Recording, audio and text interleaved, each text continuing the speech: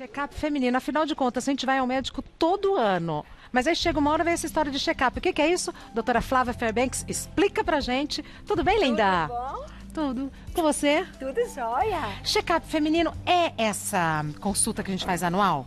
Pode ser também. Às vezes você vai motivada por uma razão específica ou você vai só para dar uma olhada se está tudo bem com a sua saúde. Afinal das contas, preservar a saúde é o que a gente mais quer hoje em dia, né? Então partimos do princípio que a visita anual ao nosso médico, à nossa médica, é necessária. É necessária. Todas as mulheres têm alguma coisa para ser dada uma olhadinha, pelo menos está tudo em ordem. E se tiver, melhor ainda. Daí a gente vai para frente. Desde quando, doutora Flávia? Quando que a gente tem que começar a ir todo ano? Teoricamente, a partir do momento em que você começa a ter atividade sexual, é obrigatória a visita ao ginecologista todo ano. Porém, muitas meninas, logo que começam a menstruar, começam as alterações hormonais, também já percebem que algumas oscilações podem estar acontecendo, muita TPM, acne, espinha, problemas com a menstruação. Marca uma consulta e aí vale a pena dar uma checada se está tudo em ordem. E aí são esses os exames que a gente faz. Então, Eita, essa é uma Nicolau. lista de exames que a gente tem e que a gente pode ir conversando um pouquinho de cada um deles. Vamos lá. Mas que não são todos que vão ser feitos todos os anos para todas as mulheres. A gente vai Ótimo. particularizar cada um deles para uma situação específica. Perfeito. Então, Papa Nicolau é Papa regra. Nicolau é importantíssimo ser feito. Na verdade, ele é o exame mais adequado num termo de população para fazer um rastreamento de câncer ginecológico do colo do útero. Então, assim, a pessoa fala, então se eu fiz que chamam de preventivo, né?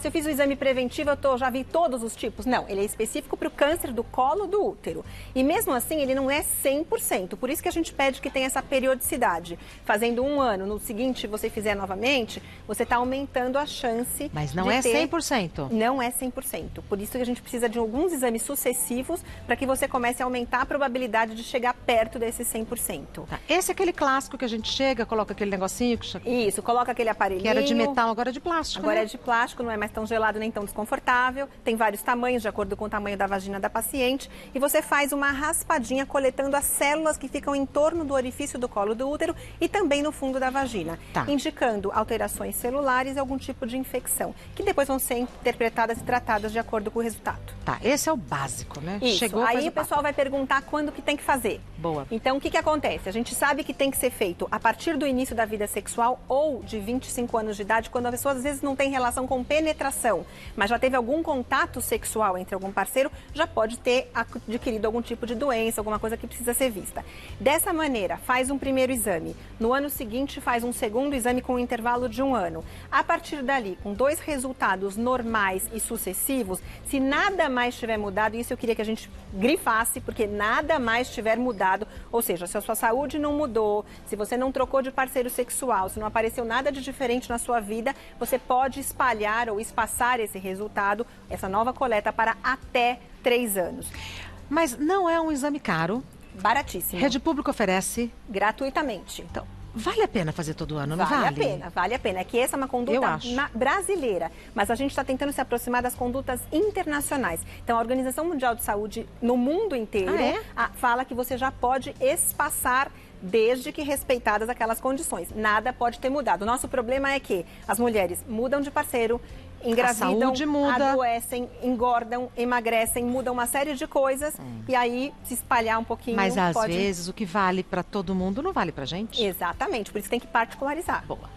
Ultrassonografia pélvica e das mamas. Então, esse é um exame que, na verdade, ele vai vir depois do exame físico. Então, o mais importante é ela ter passado pela consulta, ter sido bem examinada. Não existe ir no médico e o médico só pedir exame e não encostar no paciente. Isso não existe. Então, primeiro tem que passar na consulta, ser examinada.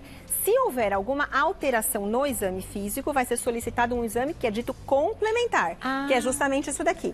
Ele sentiu alguma alteração nas mamas, por exemplo. Se a mulher for jovem, ainda não tiver na idade de fazer mamografia, vai ser solicitado um ultrassom das mamas. Pode ser que nada seja pedido. Pode ser que nada seja pedido. Ela está bem, não tem risco nenhum, o exame físico está normal, não precisa pedir nada. Perfeito. Se por acaso tiver alguma alteração nos órgãos pélvicos, uma descoberta ou uma sensação de que tem alguma coisa alterada com o teu útero, com os ovários, um cisto, um mioma, alguma coisa parecida, pode ser solicitado um ultrassom pélvico. Perfeito. Se tiver tudo em ordem, não precisa pedir nada. Mamografia, que tudo no mundo evolui menos a mamografia. Aliás, dizem que foi um exame inventado por homens, né? Eu não tenho Porque se fosse dúvida. por mulheres, já tinham melhorado isso. E por que a gente não faz nada? Me faça essa Uma pergunta, revolução. pelo amor de Deus. Mas ainda é o exame mais importante para a Tudo bem, detecção mas não das precisava ser aquele que amassa o peito da gente. Te deixa sem ar, né? Feito uma espinha.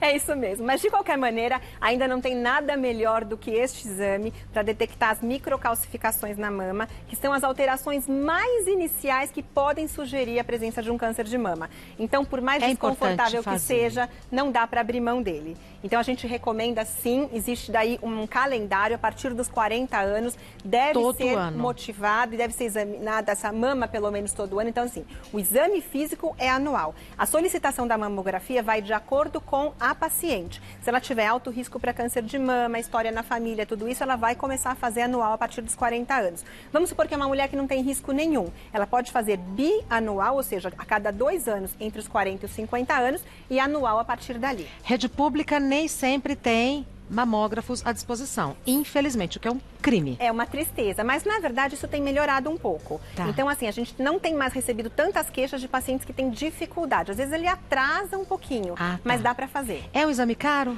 Não é caro. Na verdade, em comparação com outros exames que existem, por exemplo, a ressonância magnética das mamas, caríssimo. A mamografia acaba sendo extremamente barata. Normalmente os planos de saúde cobrem. Planos de saúde cobrem, não questionam a solicitação da mamografia e vale muito a pena ser feita.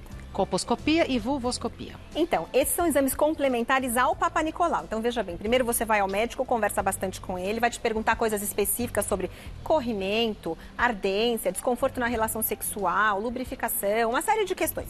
Daí ele vai examinar, vai colher o Papa Nicolau e mandar para o laboratório. O Papa Nicolau voltando, se ele tiver alguma alteração, isso é muito importante, aí vai ser solicitada a colposcopia.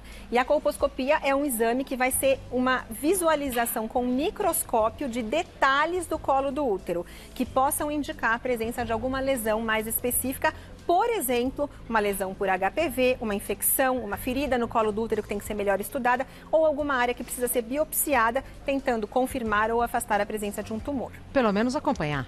Exatamente. Porque muita gente tem o exame, já aconteceu com amigas minhas, eu fiz o exame, vai ter que fazer biópsia e tal. Exato, e aí... isso não tem nenhum problema, porque a grande chance é de vir tudo bem. Mas se tiver qualquer coisa, você pegou bem no comecinho e está começando a tratar. É isso. Temos perguntas do pessoal de casa, peço que você me espere um minutinho. Doutora Flávia, falamos daquela lista que é uma lista básica. Exato. Temos mais exames? Sempre podemos fazer mais exames. Então, a gente tinha comentado, por exemplo, da ressonância da mama. Então, uma paciente que tenha tido uma alteração no exame físico, percebeu alguma bolinha, algum nódulo, alguma coisa, alguma secreção. Vamos supor que ela é jovem, ela foi fazer um ultrassom, o ultrassom não esclareceu tudo direitinho, precisa entender o que está acontecendo. Vamos entender. Essa mulher jovem não adianta fazer mamografia, que a mamografia não revela nada. Ela vai, por exemplo, para a ressonância. Ou uma mulher mais velha, que já fez a mamografia, também não está esclarecido, pode ir para a ressonância. Aquela ultrassonografia que a gente falou, também não vai resolver todos os problemas, ela vai dar indícios do que está acontecendo. Algumas doenças específicas precisam de um estudo mais aprofundado. A ressonância da pelve pode ajudar também.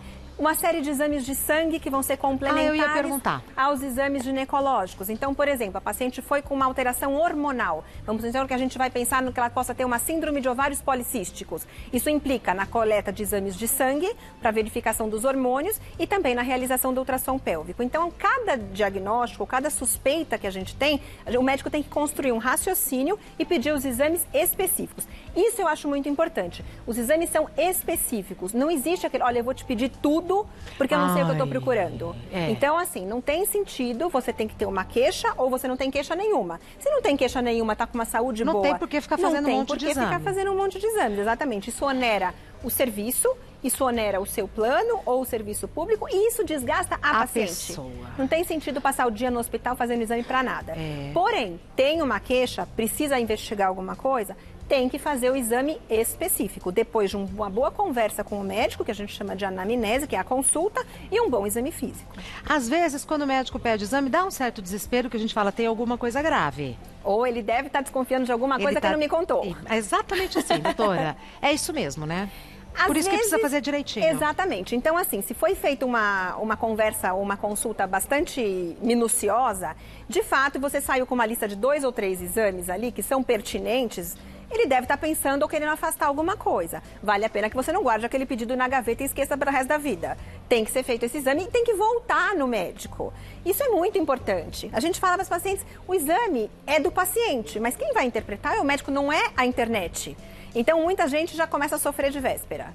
Vai lá, faz o exame, abre o resultado em casa, já vai direto para a internet e já acha que está morrendo. E às vezes aqueles nomes horrorosos que você está vendo no exame também não tem significado nenhum. São simplesmente variantes normais. Então, Perfeito. A gente tem que pensar nisso. Vamos então às perguntas do pessoal de casa. A primeira pergunta que a gente vai responder é da Vânia.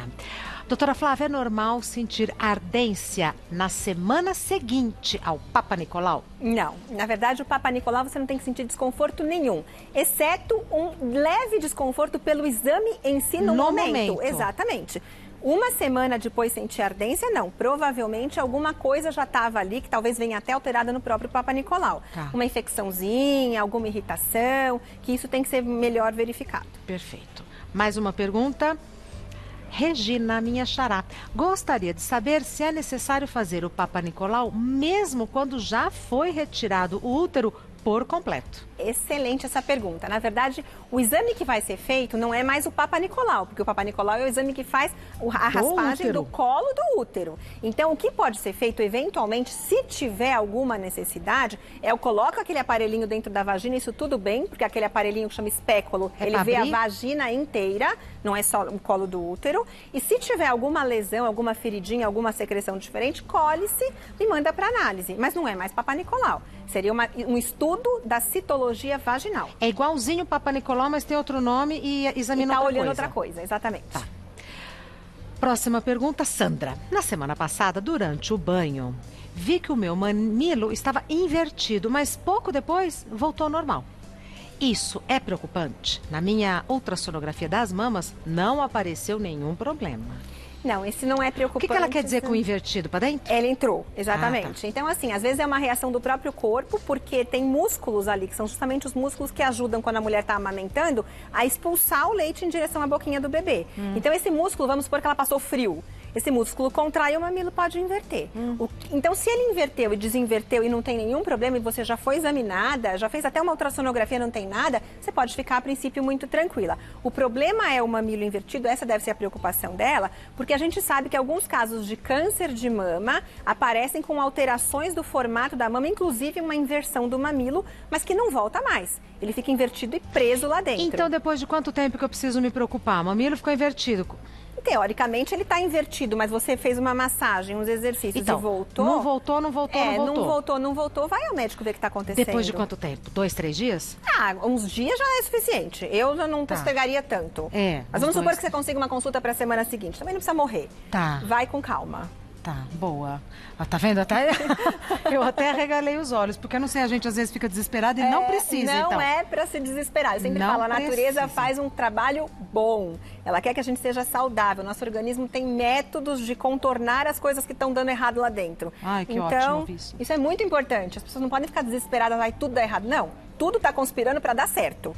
Se der uma escorregadinha, a gente consegue. Ajusta. Exatamente. Maravilhosa, né? Doutora Flávia Fairbanks é médica ginecologista, site da doutora Flávia Fairbanks, femcare.com.br. Fem, diminutivo de feminina. Então é F-E-M de Maria, Care, C-A-R-E, femcare.com.br. Telefone da doutora Flávia, 11 3885 3937.